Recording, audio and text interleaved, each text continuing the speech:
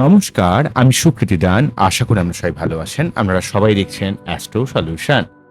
আজকে আমি আলোচনা করব যে সমস্ত মীন রাশি বা লগ্নের মধ্যে কি এমন গুপ্ত ক্ষমতা রয়েছে যার জন্য অনেক মানুষ মীন রাশি বা লগ্নের মানুষদের একটু সমঝে চলে, একটু ভয় পায়, এবং কোন কোন বয়সে মীন রাশি বা লগ্নের জীবনে সার্বিকভাবে উন্নতি সম্ভব, এই নিয়ে একটা দীর্ঘ আলোচনা করব। তো আশা করবো আপনাদের ভালো লাগবে। তো অনুষ্ঠানটিকে মন দিয়ে শুনুন, বোঝার চেষ্টা করুন। প্রথমে বলবো, দেখুন, মীন রাশি বা লগ্ন যেহেতু রাশিচক্রে দ্বাদশ ভাব এবং অধিকর্তা গ্রহ যেহেতু বৃহস্পতিদেব, তাই এদের মধ্যে রয়েছে রহস্যময়িতা, আধ্যাত্মিকতা, এবং সেই সঙ্গে এদের মধ্যে রয়েছে একটা গভীর অনুভূতি। এরা অনেক কিছু ফিল করতে পারে। বাইরে থেকে দেখে এদের নরম সরম মনে হলেও, অনেক শান্ত ধীর স্থির মনে হলেও এদের মধ্যে একটা আলাদা গভীরতা রয়েছে। দ্বাদশ ভাব হওয়ার জন্য এদের মধ্যে যেমন আধ্যাত্মিকতা রয়েছে, যেমন সততা রয়েছে, তেমন গভীর অনুভূতি শক্তি, কল্পনা শক্তি, এবং সেই সঙ্গে এরা কিন্তু একটা ঈশ্বরের প্রতি এক অন্য লেভেলের ভক্তিও কিন্তু ফিল করে। তো মেনলি যে কারণে মানুষ ভয় পায় সেই কারণটা হলো এদের মধ্যে মেন যে যে বড় বড় ক্ষমতা রয়েছে। নাম্বার ওয়ান যেটা বলবো, এদের মধ্যে চূড়ান্ত একটা সৎ পথে চলা, জীবনে লড়াই করা, জীবন যুদ্ধ থেকে ছেড়ে না পালিয়ে যাওয়া, এই যে লেগে থাকা, কামড়ে ধরে থাকা, এই ধরনের যে ব্যাপার, যেমন একদিক থেকে অনেক সৎ হয়, তেমন এরা লেগে থাকে। এরা যে কাজ করবে তার মধ্যে ঘুরতে থাকে, তার মধ্যে পুরো লেগে থাকে, তারা পুরো আটকে থাকে যতক্ষণ পর্যন্ত সেই কাজটা না কমপ্লিট হয়। এবং দ্বাদশ ভাব হওয়ার জন্য যেহেতু অত্যন্ত সৎ, অত্যন্ত আধ্যাত্মিক, যেন ঈশ্বরকে ফিল করে। লাইফে তো প্রচুর বাধা বিপত্তি রয়েছে, কিন্তু যে কোনো কাজকে সৎভাবে লেগে থেকে সেই কাজটার সাফল্য আসা না পর্যন্ত তারা কিন্তু ওয়েট করতে যান এবং নিজে প্রচুর দায়িত্ব পালন করে। মাঝে মাঝে কি হয়, মীন রাশি এক কথা বারে বারে বলে ফেলে, এইগুলো অনেক ক্ষেত্রে অনেক সমস্যা হয়, কিন্তু তারা জীবনে যে কাজটা একবার করবে বলে মনে করে সে তার মধ্যে সম্পূর্ণ ডুবে যায়। ঈশ্বর ডাকে, নিজে চেষ্টা করে এবং সৎভাবে পরিশ্রম করে সেই কাজটা তুলে আনার চেষ্টা করে। এর জন্য অনেক তার যারা শত্রু রয়েছে তারাও কিন্তু তাকে দেখে কিন্তু একটু সমঝে চলে, একটু ভয় পায় যে এই কাজটা ঠিক টেনে বার করবেই করবে, এমন একটা ব্যাপার ভিটামিনের মধ্যে কিন্তু রয়েছে। শত দুঃখ কষ্টের মধ্যেও, শত যন্ত্রণার মধ্যেও সার্বিক সাফল্য লাভ করার জন্য তার যেমন সৎ চেষ্টা রয়েছে, ঈশ্বরের প্রতি ভক্তি রয়েছে, এবং অসম্ভব ধৈর্য শক্তি রয়েছে। এই জায়গাটা মিনের সব থেকে বড় একটা পাওয়ার। এবং এরা অনেক মানুষকে ক্ষমা করে দিতে জানে। যারা ক্রিটিক্যাল মানুষ, যারা জটিল মানুষ, তাদেরকে দেখে অবাক হয়ে যায় যে কি রে ভাই, এত ভালো মানুষ হয়। এই ধরনের ব্যাপার কিন্তু মীন রাশির মধ্যে রয়েছে। নেক্সট যেটা বলবো, মীন রাশির মধ্যে মানুষকে বুঝে ফেলা বা মনের কথা বুঝে ফেলার অদ্ভুত ক্ষমতা। কার দুঃখ কষ্ট হচ্ছে, কোন জায়গায় দুঃখ কষ্ট হচ্ছে, কে কষ্টে রয়েছে, তাকে কিভাবে রিলিভ করা যায়। অনেক সময় মানুষের মুখ দেখেও কিন্তু এরা অনেকটা অনুভব করে, এরা যেন এনার্জিকে ফিল করতে পারে। মীন রাশির এমনই একটা বড় ক্ষমতা, মানুষের মুখ দেখে তার মনের কথা কিন্তু পড়তে পারে। এদের মধ্যে একটা অন্য লেভেলের, ভয়ঙ্কর লেভেলের একটা ইনটিউশন ক্ষমতা বা অন্তর্দৃষ্টি রয়েছে। কেননা দ্বাদশ ভাব জলতত্ত্বের ভাব হওয়ার জন্য এদের ইনটিউশন খুবই শক্তিশালী হয়। অনেক সময় হঠাৎ কোনো স্বপ্ন, অনুভূতি বা ইশারার মাধ্যমে এরা যেন কোথাও একটা ভবিষ্যতের সংকেত পেয়ে যায়। খারাপ ঘটনা হওয়ার আগে এরা কিন্তু খুব অস্থির হতে থাকে। কারো বিশ্বাসঘাতকতার শিকার হওয়ার আগে এরা যেন টের পেয়ে যায়। বিপদের একটা আগাম যেন আভাস পেয়ে যায় মীন রাশি বা লগ্নের মানুষেরা। তাই এই শক্তি সব থেকে একটা রহস্যময় শক্তি, আধ্যাত্মিক শক্তি। দ্বাদশ ভাব হয়, বিশেষ করে দেখবেন যাদের বাচ্চারে শুক্র উচ্চস্থ থাকে বা যারা একটু আধ্যাত্মিক হয়, তারা কিন্তু এই ব্যাপারটা দেখতে পাওয়া যায়। মীন রাশিতে শুক্র কিন্তু উচ্চস্থ হয়। মীন রাশির মধ্যেও এবং দ্বাদশ ভাব, আধ্যাত্মিক ভাব, এমনকি বৃশ্চিকের মধ্যে এই ক্ষমতা কিছুটা থাকে। মীনের ক্ষেত্রে এই ইনটিউশন ক্ষমতা, অর্থাৎ কোনো কিছু ঘটনা যেন আগে থেকে সে বুঝতে পারে, ফিল করতে পারে, সে স্বপ্ন দেখে হোক, যে কোনো ভাবে হোক, সে একটা যেন আভাস পেয়ে যায়। এই ভয়ঙ্কর লেভেলে একটা অন্তর্দৃষ্টি রয়েছে। এই অন্তর্দৃষ্টি ক্ষমতাও কিন্তু অনেক শত্রুকে পরাস্ত করতে যথেষ্ট সাহায্য করে। ঠিক আছে। অন্যদিক থেকে রয়েছে মীন রাশির মধ্যে নীরব প্রতিশোধ স্পৃহা। চট করে সে কখনো ঝগড়াঝাটি পছন্দ করে না, কারো বিশ্বাস ভেঙে যাবে এমন কোনো কাজ করে না।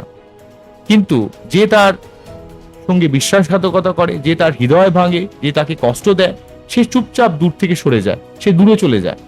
এবং আশ্চর্যের বিষয় হলো, যারা মীন রাশিকে কষ্ট দেয় তাদের জীবনে অদ্ভুতভাবে সমস্যা আসতে দেখতে পাওয়া যায়।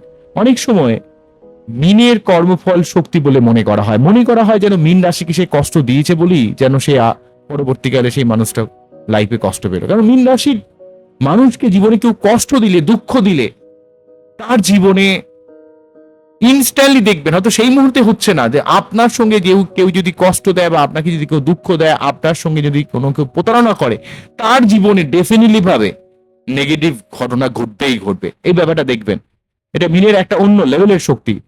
কারণ মিন কিন্তু অন্তর থেকে মানুষকে ভালোবাসে, মিন কিন্তু মানুষকে অত্যন্ত ভাবে আপন করে নিতে জানে, ঠিক আছে? কিন্তু মুশকিল হচ্ছে এক কথা বারে বারে বলে অস্থির হয়ে গিয়ে এই ব্যাপারটা একটু সমস্যা ক্রিয়েট করে। কিন্তু মীন রাশি কিন্তু কারো খারাপ চায় না। নেক্সট এটা বলবো, একটা আধ্যাত্মিক শক্তির আশীর্বাদ রয়েছে। মীন রাশি একটা স্পিরিচুয়ালিটির সঙ্গে গভীর সম্পর্ক আছে। যে কোনো মন্দির, মসজিদ, গির্জা যেখানেই যাক না কেন, সেখানে একটা শান্তি পায়। যে কোনো মেডিটেশন, যে কোনো প্রার্থনায় দ্রুত শক্তি অনুভব করে। তাই মীন রাশির মধ্যে জ্যোতিষ, tarot reading, healing, spirituality, meditation বা যেখানে অনেকটা জ্ঞান বা আধ্যাত্মিকতার সঙ্গে রিলেটেড যে কোনো বিষয়ের মধ্যে মীন রাশি যেন একটা আলাদা লেভেলে একটা স্বাচ্ছন্দ্য ফিল করে এবং সেখান থেকে সে যেন একটা এক্সট্রা এনার্জি পায়। অন্যদিক থেকে মীন রাশির মানুষেরা খুব সহজেই মানুষের হৃদয় জয় করে নিতে পারে। তাই এদের যারা শত্রু থাকে তারা কিন্তু অবাক হয়ে যায়। তারা খুব সহজেই মানুষকে আপন করে নিতে পারে। এরা খুব ইমোশনাল হয়, খুবই কেয়ারিং মেন্টালিটির হয়, ঠিক আছে? তাদের নিজেদের ব্যবহারে, সহানুভূতিতে মানুষকে গভীরভাবে প্রভাবিত করে। এবং এই ইমোশনাল যে ইনফ্লুয়েন্স অনেক সময় তাদের মনে একটা ভয়ঙ্কর লেভেলে একটা পজিটিভ এনার্জির জন্ম দেয়, যেটা মিনকে জীবনে অনেক গুণে এগিয়ে নিয়ে যায়। যতই সে কঠিন পরিস্থিতির মধ্যে পড়ুক না কেন, সেই যে জীবনে অনেক কিছু করতে পারবে, এই ধরনের একটা পজিটিভ ক্ষমতা সে কিন্তু পেয়ে যায়। নেক্সট হচ্ছে একাকিত্বে শক্তিশালী হওয়া।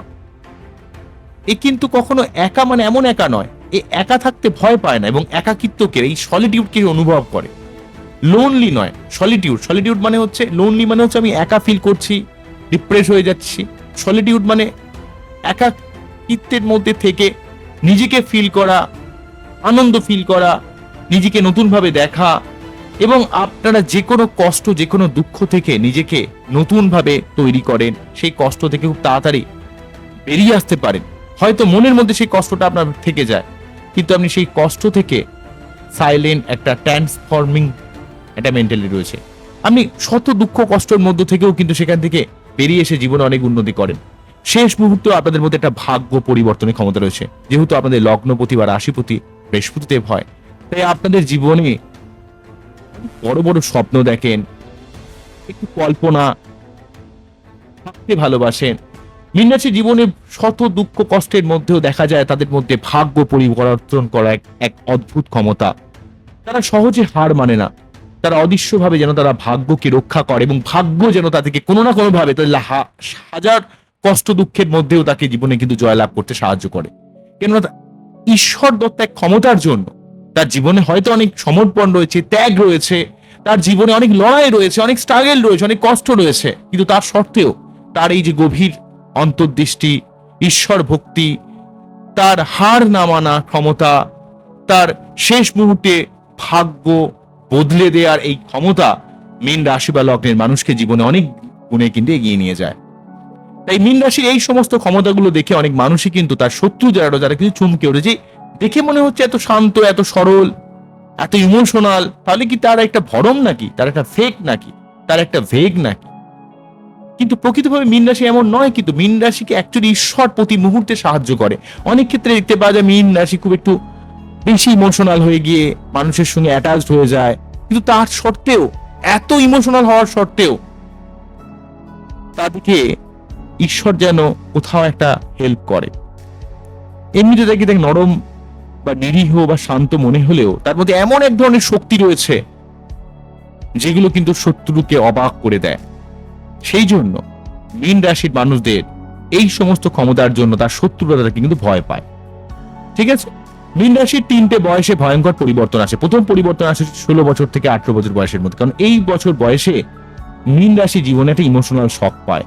প্রথম প্রেমে ধোঁকা পাওয়া বা ধোঁকা খাওয়া, বন্ধু বা কাছের মানুষের থেকে বিশ্বাসঘাতকতা বা পরিবারে মানসিক চাপ, নিজের বাস্তবতাকে সে বুঝতে শুরু করে এবং এই সময় থেকেই সে ভেতরে ভেতরে একটু বদলাতে শুরু করে। নেক্সট তার জীবনে পরিবর্তন আসে হচ্ছে 24 থেকে 28 বছর বয়সের মধ্যে তার জীবনে নেক্সট পরিবর্তন আসে।